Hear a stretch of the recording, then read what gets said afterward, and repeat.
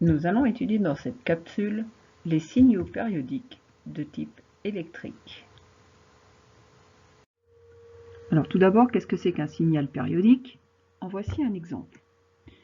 Alors pourquoi on peut dire que ce signal est périodique? Parce qu'on identifie sur ce signal un motif, celui-ci, qui se répète à l'identique plusieurs fois sur ce signal.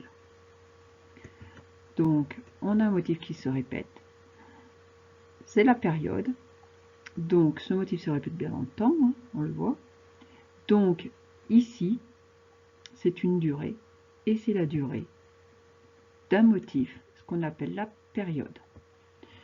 Donc, un signal est périodique si un motif se répète, et la durée de ce motif s'appelle la période grand T. Comment mesurer la période grand T avec précision? Alors, je reprends mon signal. On pourrait imaginer mesurer directement la période ici pour une seule période. Mais cette méthode n'est pas très précise parce qu'on fait des petites erreurs de mesure au niveau de la lecture et sur une seule période, ça devient très grand.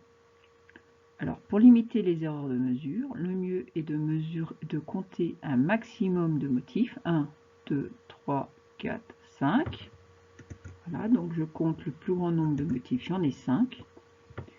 Je vais mesurer la durée de ces 5 motifs. J'arrive ici. Alors ici, là, juste avant, là, j'ai la graduation 45. Là, j'ai la graduation 50. Ce qui veut dire que chaque petite graduation fait 46, 47, 48, 49, 50. Alors moi, je suis juste un petit peu avant 46. Je vais estimer cette durée à 45,8 millisecondes. Pour avoir du coup la durée d'une période, c'est-à-dire la durée d'un motif, il ne me reste plus qu'à diviser la durée des 5 motifs par le nombre de motifs, c'est-à-dire 45,8 par 5, soit 9,16 millisecondes. Attention, ce sont bien des millisecondes sur l'axe. Grâce à la période grand T, je vais pouvoir calculer la fréquence F, toujours à partir de mon signal.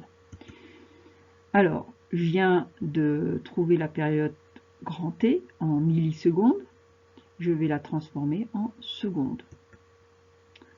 Alors, j'avais des millisecondes, pour passer en secondes, je divise par 1000, donc 9,16 fois 10-3 secondes. Il me reste à calculer la fréquence. J'utilise pour cela la formule fréquence égale 1 sur la période, 1 sur 9,16 fois 10-3, soit 109 Hz. Ensuite, je peux mesurer la valeur de la tension maximale sur mon signal. Alors ici, j'ai pris un autre signal. Comment identifier la valeur max?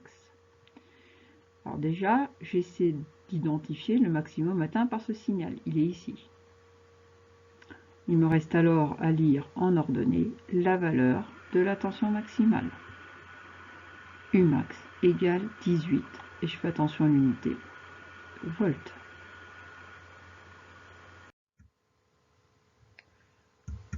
Voyons enfin comment calculer la valeur de la tension moyenne. Alors la tension moyenne, c'est l'aire moyenne sous la courbe. Comment déterminer l'aire moyenne sous la courbe?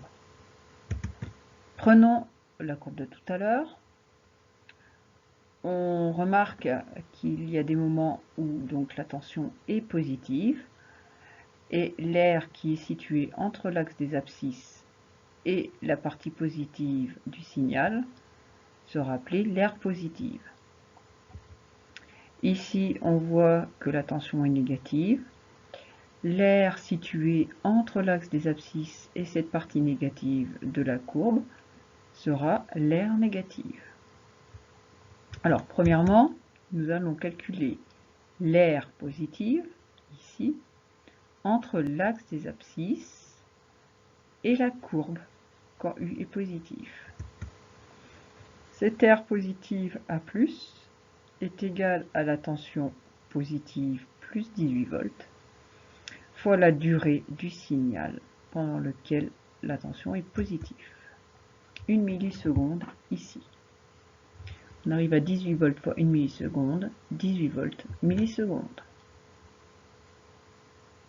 On calcule ensuite l'air entre l'axe des abscisses et la courbe quand U est négative. Ce que j'ai appelé tout à l'heure l'air négatif. Alors l'air négatif, c'est la tension négative, hein, la hauteur, donc moins 6 volts, fois la base qui dure 2 millisecondes, j'obtiens moins 12 volts millisecondes. Je fais enfin la moyenne sur une période. Alors l'air moyenne, c'est l'air positive plus l'air négative divisé par la durée d'une période complète, qui dans notre cas va donner plus 18, moins 12, plus 3 millisecondes, la durée d'une période. J'obtiens 2 volts. La conclusion est la suivante, U moyen égale 2 volts.